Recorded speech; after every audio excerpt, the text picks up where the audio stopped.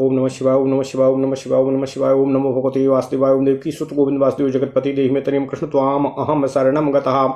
अथ श्री शिव महापुराण वायवीय संहिता उत्तरखंड द्वात्रिंशो अध्यायः। ऐहिक फल देने वाले कर्मों और उनकी विधि का वर्णन। शिव पूजन की विधि, शांति, पुष्टि आदि विविध काम्य कर्मों में विभिन्न हवनीय पदार्थों के उपयोग का विधान। ओम नमः शिवाय, ओम नमः शिवाय, ओम नमः शिवाय, ओम नमो भगवते वासुदेवाय, ओम देवकी सुत गोविंद वासुदेव जगतपति देहि में तनियम कृष्ण त्वाम अहम शरणम गतः। ओम नमः शिवाय, ओम नमः शिवाय, ओम नमः शिवाय। उपमन्युर्वाचो एतत्ते कथितं कृष्ण कर्मेहामुत्र सिद्धिदं क्रिया तपो जपध्यान समुच्चयमयं परम्। अथ वक्ष्यामि शैवानामिह वो फलदं नृणां पूजा होम जपध्यानो तपोदानमयं महत्। ओम नमः शिवाय। तत्र संसाधयेत पूर्वं मंत्रं मंत्रार्थवित्तमः दृष्टसिद्धिकरं कर्मो नान्यथा फलदं यतः। सिद्धिमन्त्रोऽप्यदृष्टेन प्रबलेन तु केनचित् प्रतिबन्ध फलं कर्मो न कुर्यात् सहसा बुधः। तस्य तु प्रतिबन्धस्य कर्तुं शक्ये निष्कृतिः परीक्ष्य शकुनाद्यस्तत्तादादौ निष्कृतिमाचरेत्। योऽन्यथा कुरुते मोहात् कर्मैहिक फलं नरः न तेन फलभाक्सा स्वात् प्राप्यु न तेन फलभाक्सो स्यात् प्राप्नुयाच्योपहास्यताम्। अविस्त्रब्धो न कुर्वीत कर्मं दृष्टफलं क्वचित् असह खल्व श्रद्धानं स्यान्न श्राद्धफलामृच्छतिः। नापराधोऽस्ति देवस्य कर्मण्यपि तु निष्फले यथोक्तकारिणां पुंसामिह वो फलदर्शनात्। साधकः सिद्धिमन्त्रस्य निरस्त प्रतिबन्धकः विश्वस्तः श्रद्धदानश्च कुर्वन्नाप्नोति तत्फलम्। अथवा तत्फलावाप्त्यै ब्रह्मचर्यरतो भवेत् रात्रौ हविष्यमस्नीय यात पाप यशं न फलामि च। ओम नमः शिवाय।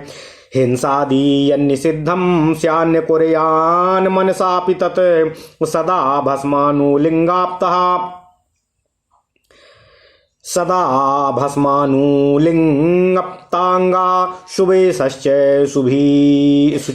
शुचिर्भवेत्।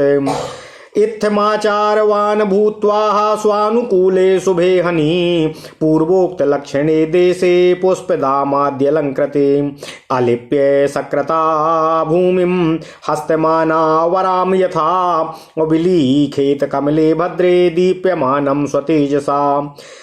तप्तजाम्बूनदमयमष्टपत्रं सकेसरं मध्ये कर्णिकया युक्तं सर्वरत्नैरलङ्कृतं स्वकार सदृशेनैव नालेन च समन्वितम्। ओम नमः शिवाय, ओम नमः शिवाय। तादृशे स्वर्णनिर्माणे कंदे सम्यक् विधानतः तत्राणिमादिकं सर्वं संकल्प्य मनसा पुनः रत्नजमुवाथ सौवर्णं स्फटिकं वा सलक्षणं लिंगं सवेदिकं चैव स्थापयित्वा विधानतः तत्रावाह्य यजेद्देवं साम्बं सगणमव्ययं तत्र माहेश्वरी कल्प्या मूर्तिमतः प्रभो। चतुर्भुजा चतुर्वक्त्रा सर्वाभरणभूषिता शार्दूल चर्म बसना किंचिद्विहि सिताननाः वरदाभयहस्ता च मृगकण्ठधरा तथा अथवाष्टभुजा चिन्त्याः चिन्तकस्य यथा रुचि। तदा त्रिशूलपरशु खड्ग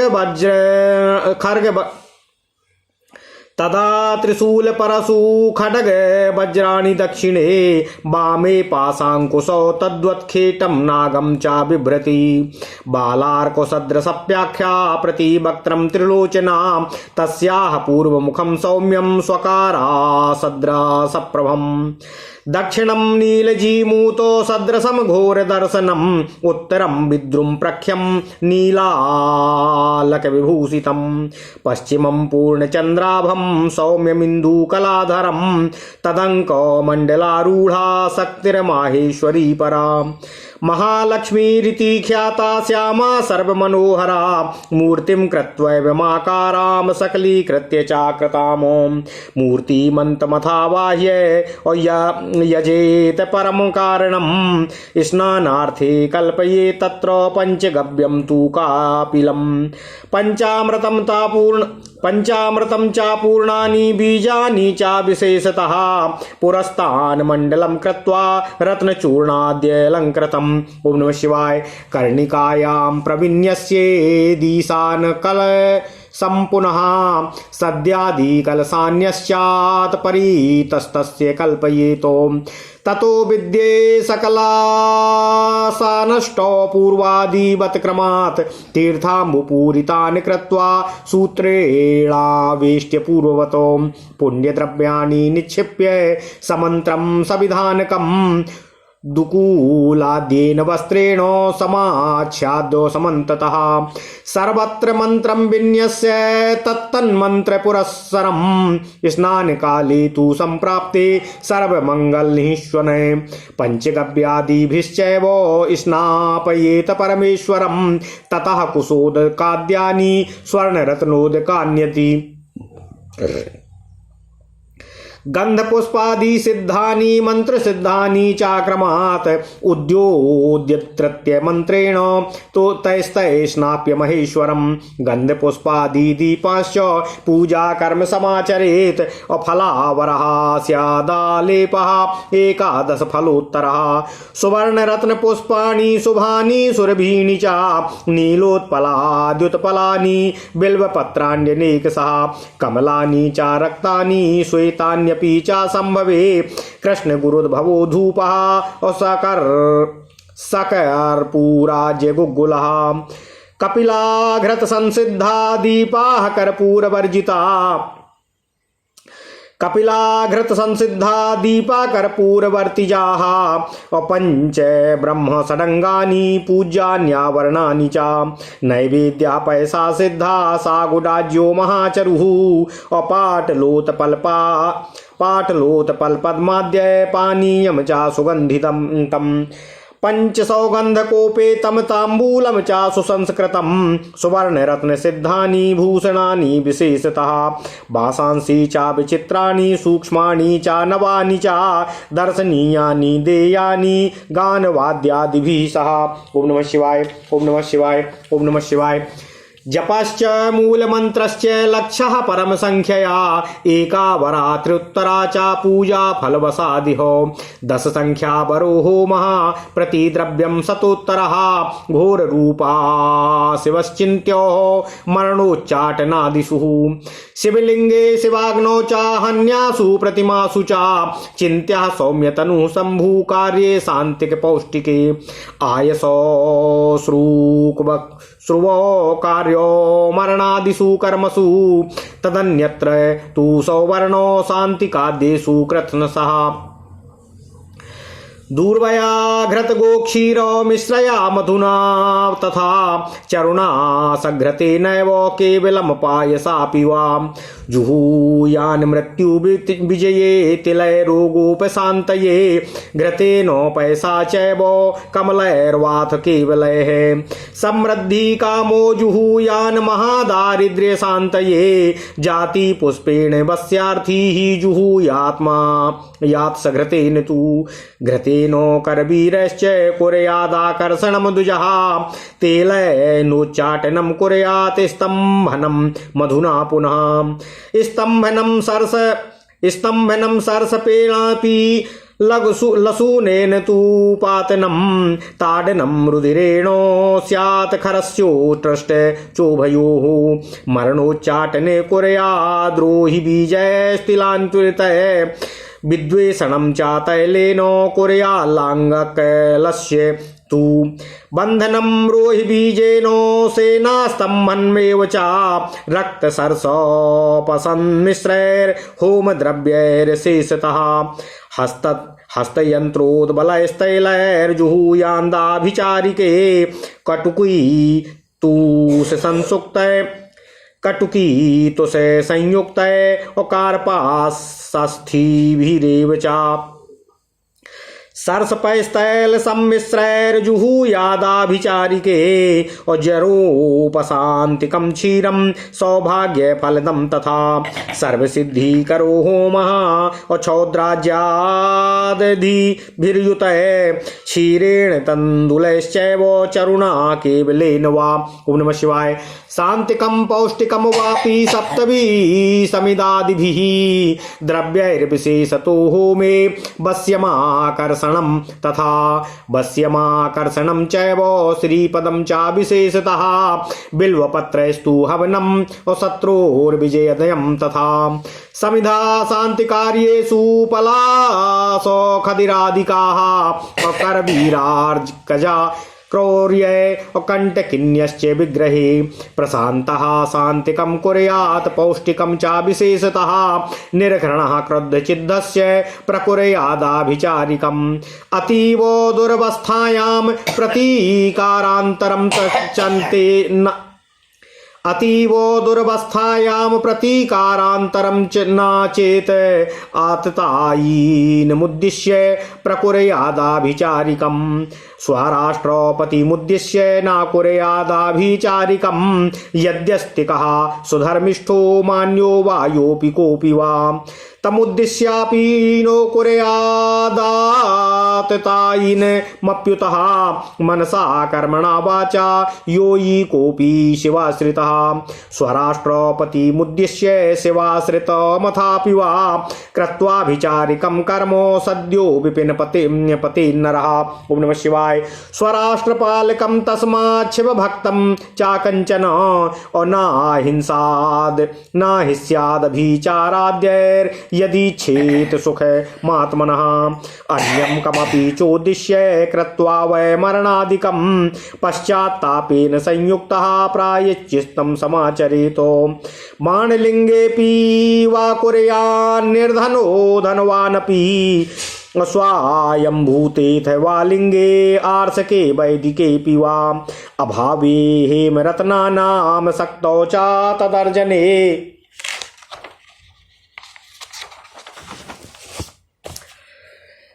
मनसैवाचरेदे तदो द्रव्यैर्वा प्रतिरूपकै क्वाचिदंसे तु यासक्तस्त्वक्तः क्वाचिदंसके सोऽपि शक्त्यानुसारेण कुर्वंश्चेत् फलमच्छतिः कुर्यान्यानुष्ठे तप्यस्मिन् फलं यत्र न दृश्यते अद्विस्त्रेर्वा वर्तयेत् तत्र सर्वथा दृश्यते फलं पूजोपयुक्तं यद द्रव्यम हेम रत्नाद्यनुत्तमं तत्सर्वं गुरुवे दद्याद् दक्षिणां च ततः पृथको सा चेन्नेच्छति तत्सर्वं शिवाय विनिवेदयेत् अथवा शिवभक्तेभ्यो नान्येभ्यस्तु प्रदीयते यः स्वयं साधयेत् शक्त्याः गुरुवादी निरपेक्षया सोऽप्येवमाचरेदत्र अनाग्रहणीत्यात् स्वयं पुनः स्वयं गृह्णाति यो लोभात् पूजाङ्गद्रव्यमुत्तमं काङ्क्षितं न लभेन मूढो नात्र कार्याविचारणः अर्चितं यत्तु तल्लिङ्गं गृह्णीयाद्वा न वा स्वयं गृह्णीयाद्यदि तन्नित्यं स्वयं वान्योऽपि वार्चयेतो यथोक्तमेवोकमयेत दाचरेद्यो न पायतः फलं व्याभिचरेन्नैव मित्यतः किं प्ररोचकम् तथाप्युद्देशतो वक्ष्ये कर्मणा सिद्धिमुत्तमाम् अपि शत्रुभिराक्रान्तो व्याधिभिर्वाप्यनेकशः मृत्योरास्यागतश्चापि मुच्यते निरपायतः पूजायतेति कृपणो रिक्तो वैश्रवणायते कामायते विरूपोऽपि वृद्धोऽपि तरुणायते शत्रुर्मित्रायते सद्यो विरोधी किंकिराप्यते। ओम नमः शिवाय। विषायते यदमृतं विषमप्यामृतायते स्थालायते समुद्रोऽपि स्थलमाप्यर्णवायते महीधरायते स्वभ्रम औसाचा स्वस्रायते गिरिः पद्मकारायते बहिनी सरो वैश्वानरायते बनायते यदुद्यानं तदुद्यानायते वनं सिंहायते मृगः क्षुद्रः सिंहः क्रीडा मृगायते। ओम नमः शिवाय। स्त्रियोऽभिसारिकायन्ते लक्ष्मीः सुचरितायते स्वैरप्रेष्यायते वाणी कीर्तिस्तु गणिकायते स्वैराचारायते मेधा वज्रसूचीयते मनः महावातायते शक्तिर्बलं मत्तो गजायते स्तंभायते समुद्योगः शत्रुपक्षे स्थिता क्रिया शत्रुपक्षायते ऋणाम सर्वम एव बहु सुसग्रजनां शत्रवः अकुणपायन्ते जीवन्तोऽपि संबाधवाः आपन्नोऽपि गतारिष्टा स्वयं खल्वो मृतायते रसायनायते नित्यममतथ्यपापी सेवितम् अनिशं क्रियमाणापि रतिस्त्वाभिनवायते अनागतादिकं सर्वं करस्थामलकायते यद्रच्छे कप फलायन्ते सिद्धयोप्याणि मादयः बहूनात्र किमुक्तेन सर्वकामार्थसिद्धिषु अस्मिन् कर्मणि निवृत्ते त्वन्वाप्यं न विद्यते। ओम नमः शिवाय। ओम नमः शिवाय। ओम नमः शिवाय। ओम नमो भगवते वासुदेवाय। ओम देवकी सुत गोविंद वासुदेव जगतपते देहि मे तनियं कृष्ण त्वाम अहम शरणं गतः। अथ श्री शिव महापुराण वायवीय संहिता उत्तरखंड 32वां अध्याय ऐहिक फल देने वाले कर्मों और उनकी विधि का वर्णन। शिव पूजन की विधि, शांति, पुष्टि आदि विविध काम्य कर्मों में विभिन्न हवनीय पदार्थों के उपयोग का विधान। ओम नमः शिवाय। ओम नमः शिवाय। ओम नमः शिवाय। ओम नमो भगवते वासुदेवाय। ओम देवकी सुत गोविंद वासुदेव जगतपते देहि मे तनियं कृष्ण त्वाम अहम शरणं गतः। ओम नमः शिवाय।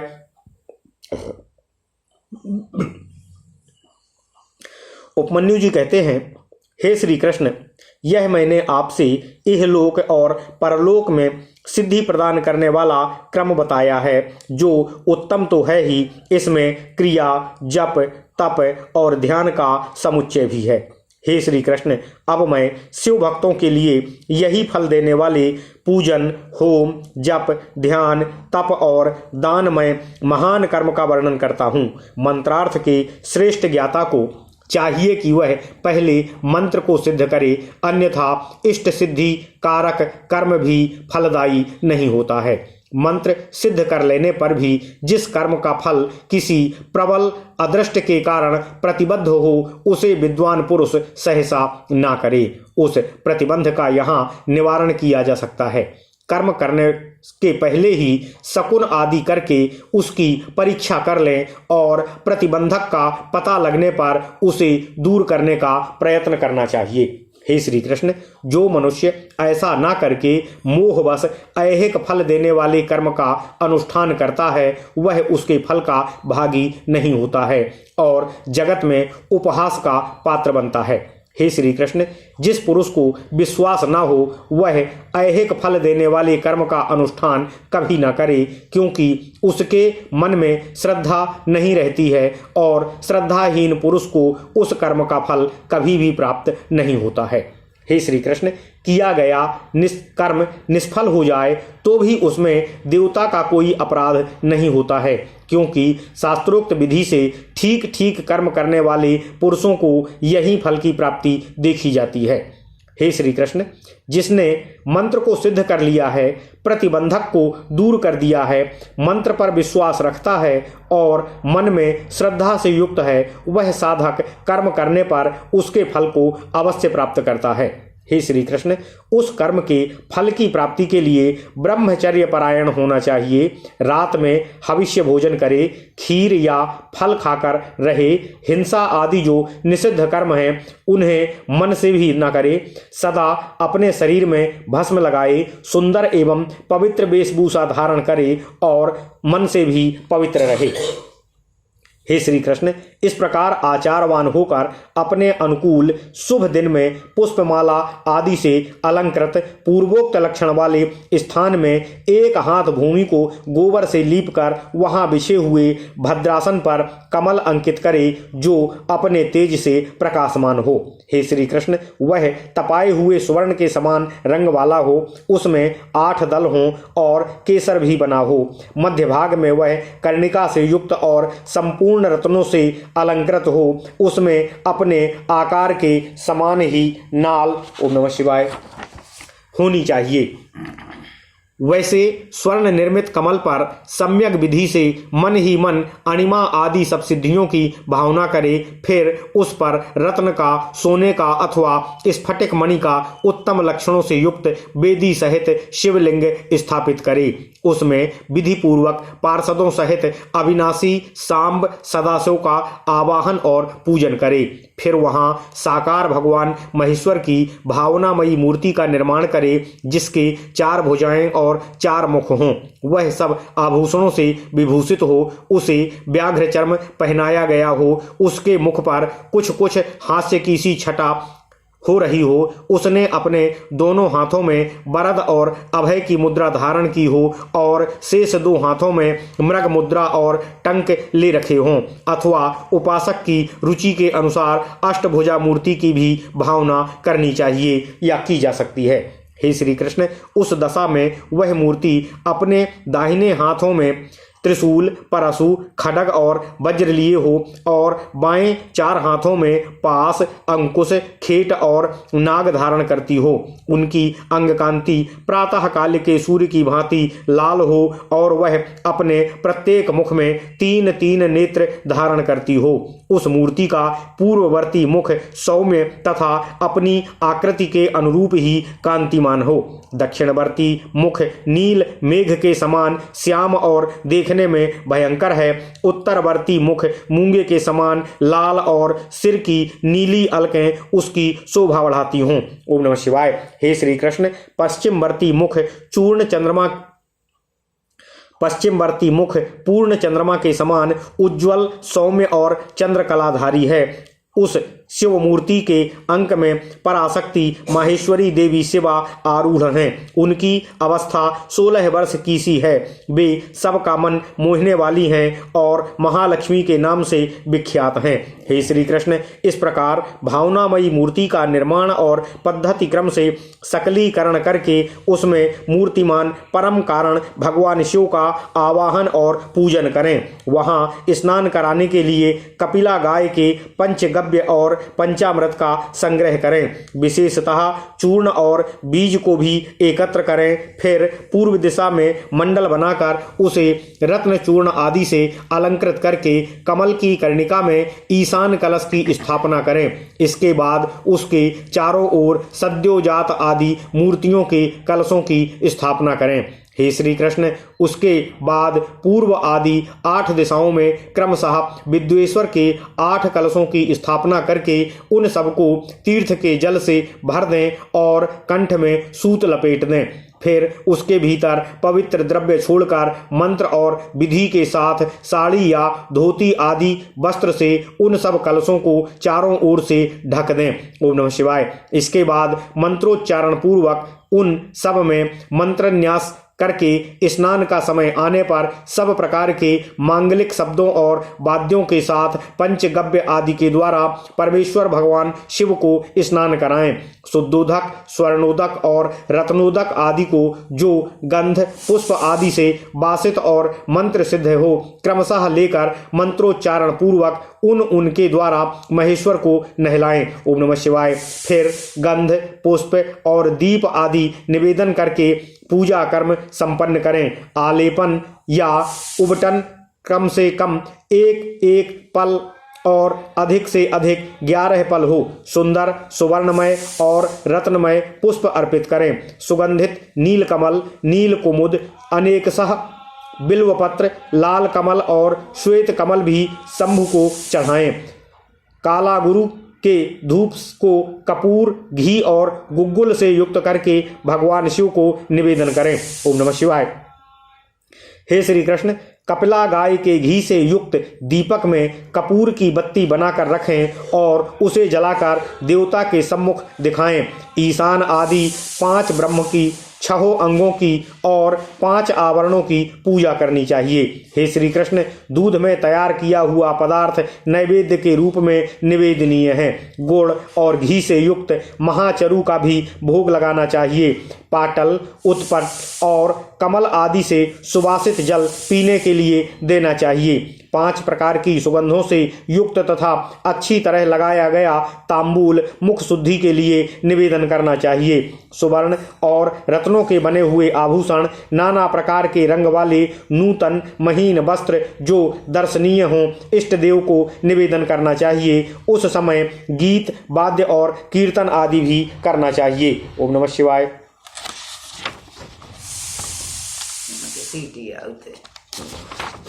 ओम नमः शिवाय।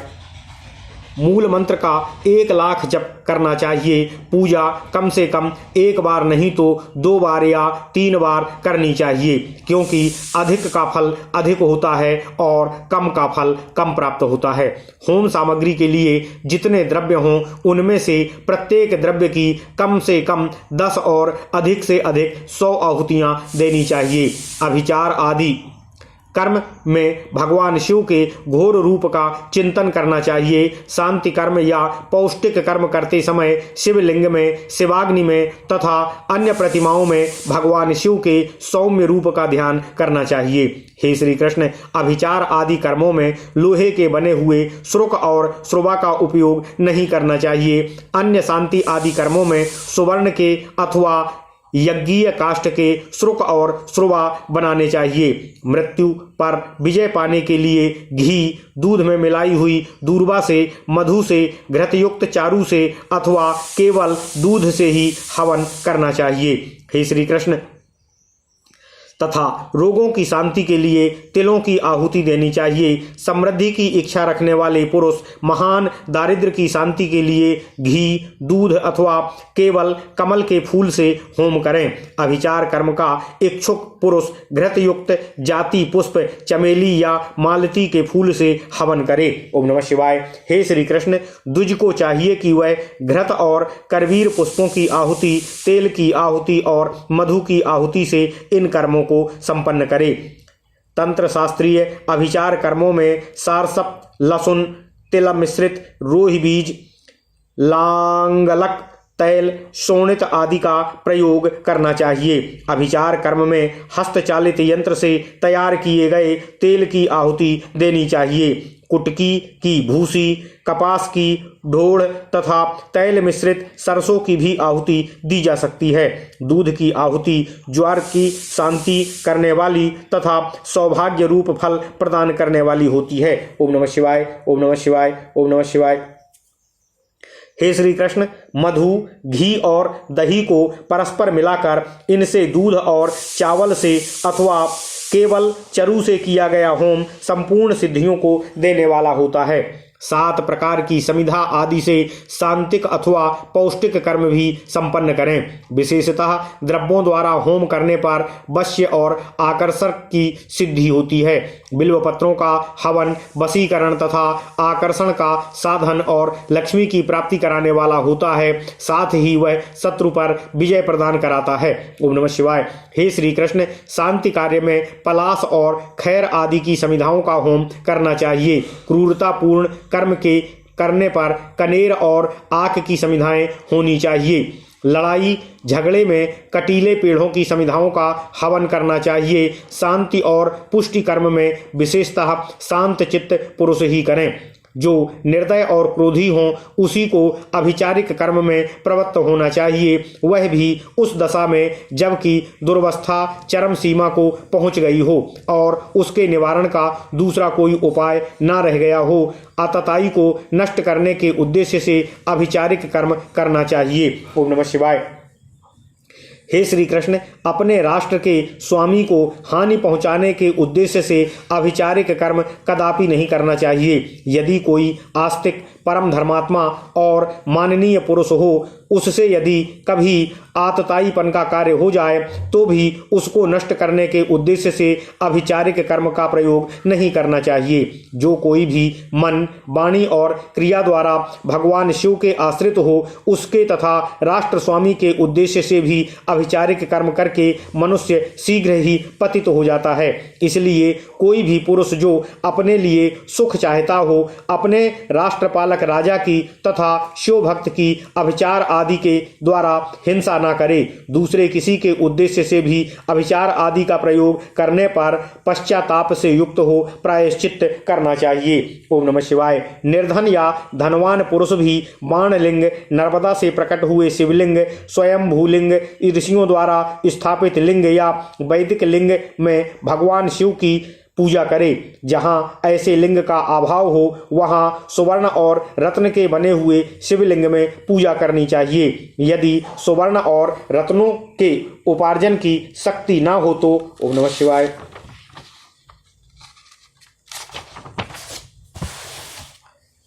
मन से ही भावनामयी मूर्ति का निर्माण करके मानसिक पूजा करनी चाहिए अथवा प्रतिनिधि द्रव्यों द्वारा शिवलिंग की कल्पना करनी चाहिए। हे श्री कृष्ण, जो किसी अंश में समर्थ और किसी अंश में असमर्थ है, वह भी यदि अपनी शक्ति के अनुसार पूजा कर्म करता है तो अवश्य फल का भागी होता है। जहाँ इस कर्म का अनुष्ठान करने पर भी फल नहीं दिखाई देता है, वहाँ 2 या 3 बार उसकी आवृत्ति करें। ऐसा करने से सर्वथा फल का दर्शन होगा।